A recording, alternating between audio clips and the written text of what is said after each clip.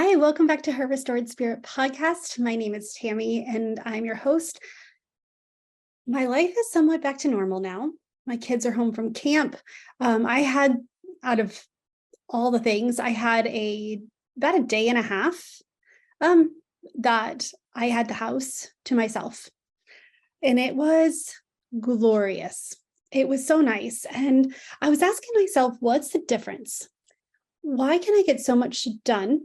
Why can I get so much done when the house is empty? Why can I, and I started with a little bit. I was like, you know what? I am going to organize all of the storage containers. I don't use the plastic ones anymore, so it's time to get rid of those. I have a couple because if you go to a friend's house, that way you don't have to worry about getting them back, all those things. But I'm like, you know what? It's okay. Yeah, I don't need to keep things just to keep them just in case. And I was doing this. And then, of course, you have like the million lids that are like, what, where did these come from? I don't even remember what they go to. And then, so that I was like, okay, I'm going to do that. I organized, I moved to where they are. I moved from the bottom to the top of the cabinets. And then I was like, okay, well, what else could I do? And I went, I was like, those glasses. I am ready. What's going on with that here?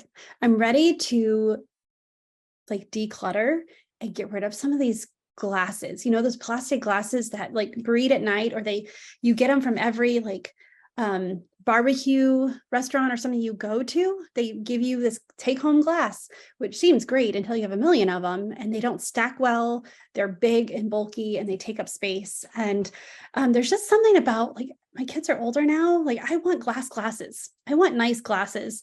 Doesn't have to be expensive, but but I want them to be like, I want to look forward to grabbing the glass. I know it's the little things, right? But that's what I want. So I was like, okay, after I got done with with all the lids and containers, I was like, let me go ahead and attack the tumblers. So we have a million of those, and the glasses. And I did that. And I was like, okay, like, these are things that have been on my list for years, things that have irritated me. And I'm just like, I will just do it later. Things I've had the kids organize the storage containers before. And you know how that goes. Because I figured if they would organize it, then they would take the steps to keep it organized. I was completely wrong in that.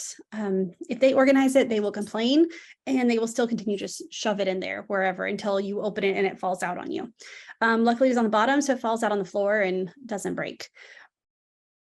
Well, when I was doing that, I was thinking, I was like, why? This feels so good. This feels so good. Why have I not done this earlier? Why have I taken so long? And why is it that I'm motivated when no one else is home? Like, I could watch movies. I could sit, and I did go and get myself some Thai food. It was delicious. I got pad Thai and curry, and it was so good. I ate it for breakfast, lunch, and dinner, and thoroughly enjoyed it. But why do I wait? Why is it that I need the perfect conditions, the empty house? And I realized, okay, part of it, it's really hard to organize when there's people moving around you, and because you have to pull everything out. So it's like, part of it I get. Part of it is because when I have a quiet house, when I have all the space, then I can lay things out wherever I need them to be. The other thing is that while I'm doing this, if the house is empty, other things are not being destroyed or messy. Like, I can do something and it stays. So I was like, okay, and there's just something about trying to organize when everybody else is needing something from you. Like, you can't focus. And so I was like, okay, how can I recreate this moment like during other times? Because I don't want to wait every 5 years to do this. I'd like to do it, every couple of months, just go to a quick like reorganize of the cabinets, or better yet, when everything's put away properly, so we don't have to actually spend an entire day, my one day free, doing that. But it felt really good. It felt really good. What is it? What is it about not having anyone at home that really just, like, whatever you look forward to doing, it just excites you about doing that? And so the biggest thing is that I have it in my brain that that's when the best time to organize is. I have that in my brain. And I look forward to it every year, that this is when it happens. When the kids go away and I have the house to myself, this is the moment. So it's all good, and it's not. How many things have you put expectations around, or you've decided that this is the way it needs to be, and you can't see any other way around it? Could I organize the cups when the kids are here? Absolutely. Absolutely. But in my head, that was my belief. And so, as we talked about, beliefs are simply thoughts paired with emotions, thought over time, and then they like sink into the subconscious and they automate. Well, when we do that, like, because our brain loves automation. When we do that, our brain's like, okay, there he is. There's the box. We'll put that in when all stars align and this happens. Then we'll do that. How many times do we do that with our lives? Do we put things in our brain that this is the way it has to be? This is the way it needs to be. And this is the way it's going to be done. And we can't shift from it. I have realized, as I'm opening my expectations and looking at, okay, where are the unrealistic expectations I've set for myself? Having kids who homeschool means that I don't have the house to myself. I don't put them on the bus in the morning. And so with that, I can't depend on the stars to align and me to have the house to myself to do anything big like that. So changing that belief, looking at what can I do? Can I make them go outside for a little while? I could do that if it's not a million degrees outside. Also recognizing that my kids are teenagers and they don't want to go play outside. We won't even get into that, but you know what I'm saying. When you're trying to when I spent most of my childhood outside, most of it. These kids, you have to entice them and push them to go outside. Okay, so that won't work. How about when they're cleaning their rooms? Say, okay, everyone to the rooms. And because as a mom, I'm allowed to send everyone to their rooms, right?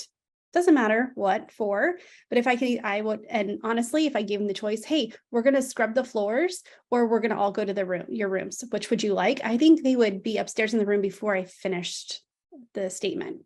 But the biggest thing is when you look at what you want, figure out what beliefs you set around it to make it so you have that safety of, I don't have to do it. In my head, organizing those two cabinets were going to take so much time that I just don't have time to do it. They did take a lot of time. I wanted to do it right. I wanted to get it done to my specification. I also wanted to try different things and see how I liked it. And I did end up changing things, but I had that freedom to do that. I had the freedom to do that. So how else can I create the freedom? What in your life are you waiting? Are you waiting until the stars align? A hobby. And once the kids are this age, once the kids are driving, once the kids are out of the house, once this, I'm going to start walking in the morning. Once, the kids start sleeping in, I'm going to do this. Once the kids get up early so we can all go together. Once we, I'm going to start meal planning. Okay, well, not right now. Next week is going to be I'm going to sit down. I'm going to plan it. I'm going to meal plan. You see, we always wait because we put these ideas around things, how they need to look, how the stars need to align in order to accomplish something. And it's a way that it stops us. It makes it so we can't move forward. So if there's write down those things that you want, write them down and really look at, who do you want to be who are you? Are you someone who takes time to take care of themselves? And so that means walking, meal planning, eating healthy. Well, then you have to plan that. It doesn't happen automatically. It doesn't happen by accident. it doesn't just magically all appear. I mean, if it did, it would happen already, right?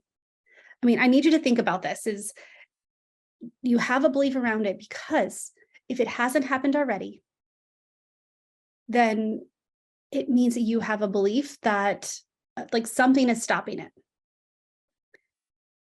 Discover what that is. Because once you, I just kicked my dog in the face. I didn't realize she was underneath my desk. Sorry, Daisy. Once you discover what you want, your brain will go work in overdrive to make sure that it's not possible. And it could be something as little as taking a walk. Chances are you live in an area that taking a walk is not dangerous. If you do, then okay, we have other goals, and I completely understand okay, like I want it, but I can't make it happen. Fine. But let's just say that walking out your front door, there is no saber-toothed tiger coming after you. There are, you're not walking onto a highway. You are there's not so much traffic out that you're going to get hit. Now, I do know that happens. But is that really one of the reasons why you're not walking? Or is it because it's going to take so much time? How much time will it really take? Ask yourself, do I have 20 minutes, 10 minutes down, 10 minutes back? Is that a lot of time? Because I guarantee you'll spend at least 20 minutes thinking of reasons why you can't do it instead of just getting it done. What expectations does it have to be? Like, I have to have this outfit, which is in the washer. So, I can't. I need these shoes. I have walked 20 minutes in flip-flops. And I'm sure that if you've shopped, you've done it too. So look at what beliefs and what expectations you've put around, what excuses. My friend, she said all of our causes become B causes. And I was like, that's so good.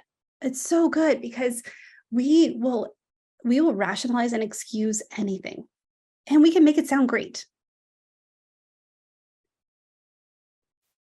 And you're also in the same space that you were yesterday, you were last week, you were 10 months ago, you were 2 years ago, wanting to start this habit, wanting to start this life, and waiting because the stars haven't aligned, because all the perfect conditions haven't been met.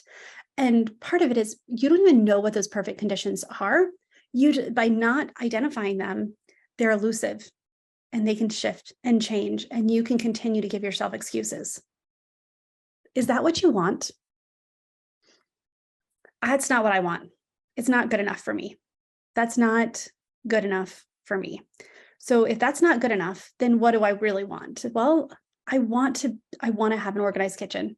I love cooking, not so much in the spring during spring sports, but during we're about to go into fall in just a couple of months. And I love fall cooking. I love grilling. I love making fresh salads.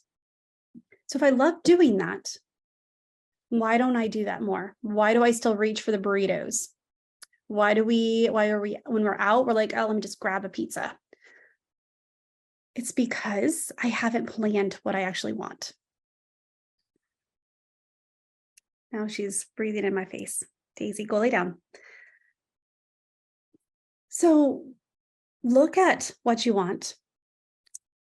Figure out those expectations or those beliefs around it. And by doing that, it opens up a whole new world of possibilities for you. It introduces the and. I would really like to have nice running shoes when I go on a walk, or walking shoes when I go on a walk. And if I keep doing this, I'll get them. But you know what? Until I get them, I can do this. The and in things. And I did a whole podcast with a friend of mine who we talked about the and to death. Like, I don't think I've ever talked about one 3-letter word so long in my life. But the thing is that the and is where the possibilities are. The and will help you see, okay, I have kids home and I can't, and they're going to be making messes, and I can focus on this, and they're teenagers. I can tell them to stop and go to their rooms. And again, my trigger word, you want to go hang out in your room, or do you want to do this? insert hard cleaning task there, and they will scatter. Once you've identified what's important to you, you got to do what you need to do in order to make it happen.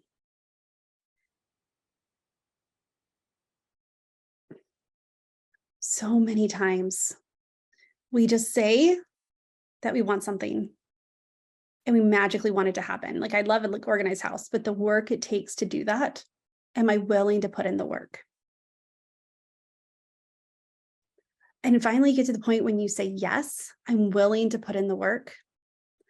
That's when it's time, it's go time. If you say, no, you know what, I really would love this, but I'm not willing to put in the work. Give yourself some grace. You just identified something that, though that's something you want, you're not willing to do what it takes for it. So either change it or stop making an expectation for yourself. Stop beating yourself up if you realize it's not what you want in the first place. Stop beating yourself up. Stop feeling guilt and shame around it if it's not something you actually want. Is it something you've been told that you want? Like the Pottery Barn catalog, you open it up and I'm just like, oh, I would love to have a house like that. I would love to have a room that's cozy and all of that. Then I'm like, okay, well, let me see what it, like with that cost, I'm not willing to pay that. Then stop idolizing that. Or figure out other ways to do it to make that experience for yourself. If you want to be healthy and you're not willing to take the steps, why? Get curious. Are you afraid that it's not going to work for you? Are you afraid it's going to be too hard? Are you afraid that people are going to look at you different? Are you afraid that you're going to try all the things and it's not going to work? Or you try all the things that you have that evidence that you can do it for, 10, 15 days and then it just crashed? Well, what expectations did you put on yourself? Is it all or nothing? Life is not all or nothing. That is something I have to remind myself because I am an all or nothing kind of girl, which means that most of the time it was nothing. So what I wanted to come on here and share with you is that when we want something, we need to explore a little bit more about it. If you want to lose weight, if you want to create another habit, if you want to save money, if you want to serve more, if you want to have a better relationship with your spouse or your kids or your friends, if you want to have time to pursue a hobby, if you want to start taking better care of yourself, if you want a meal plan, if you want to grocery shop once a week instead of, just going to the store every couple days. What do you want? Do you want to start a business? Do you want to start a ministry? Do you want to start a book club? Do you want to start a Bible study? Do you want to start a walking group? Do you want to join a walking group? You don't even have to start all of these. If you want to find one, you can do that too. You have to decide what you want. And then I will challenge you. Think of one thing you want today. And think of what are your thoughts around it? What expectations and beliefs have you put around it? Think about what you're thinking about for just a few moments. And what stars are you waiting for it to align to pursue that? So let me tell you, it's not going to happen. It's not going to happen. Change doesn't happen by accident. And if it does, it's probably not a change that is in your favor. Right? I mean, how often it's like, oh, my house, all of a sudden got clean. Or, oh, I got all the motivation in the world to scrub my house top to bottom. Doesn't matter that the kids are coming behind me and doing craft projects. No, that's not going to happen. Everything you want, you have to make that decision that you're going to go for it. Your brain is going to tell you no. It is so good at proving why you should just stay exactly where you are. Don't let it anymore. Don't let it. If you want to talk about what you want, like go onto the Facebook page. I'll put a post there about like, what is something that you really want? And then let's just talk, or DM me. Let's chat. Let's figure out what the belief is that's holding you back. Because I guarantee if you remove the belief, the action will become clearer. The action will become easier to do. Wouldn't you want that? So either DM me on Instagram or Facebook, like send me an email, go on to the Facebook page and post there. How much longer do you want to let those beliefs and those expectations hold you back from getting the life that you want? From having the relationships that you want, having the house that you want, taking care of yourself like you want, finding your impact like you want. Friend, you do not have to wait any longer, even something as little as taking a walk. If you haven't taken a walk and that's what you wanted to do today, why? So think about that. So your challenge today, think about something you want or you wanted for a while, or something that you do periodically, like I did, the organizing thing where I realized that those stars had to be all aligned, which happens one time a year over one day. And if it's raining, it would be even better, but it was not.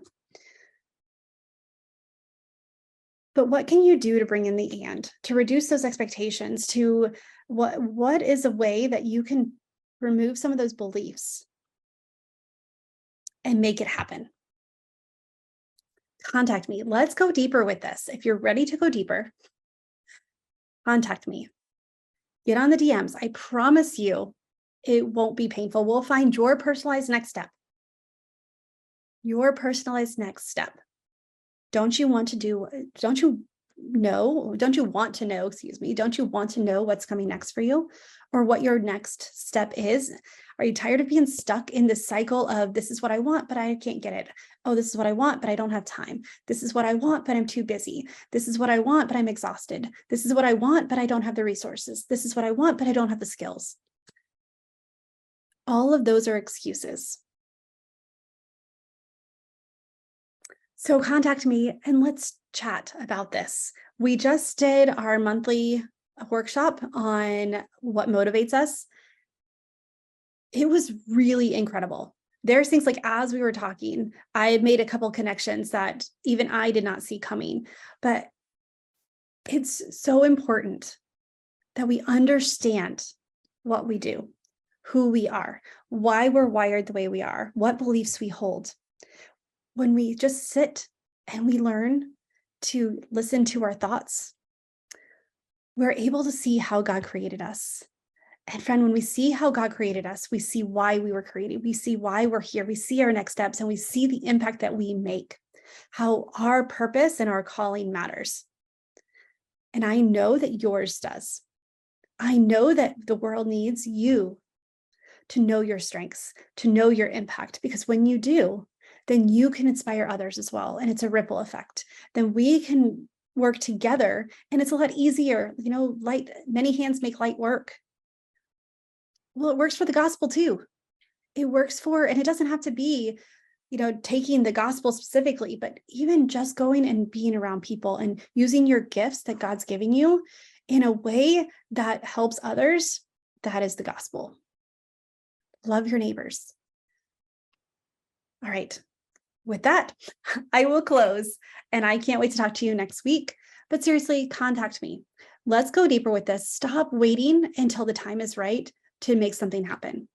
If you want it, there's a reason. Let's explore it. Let's find your personalized next step. All right. With that, I will talk to you later. Bye for now.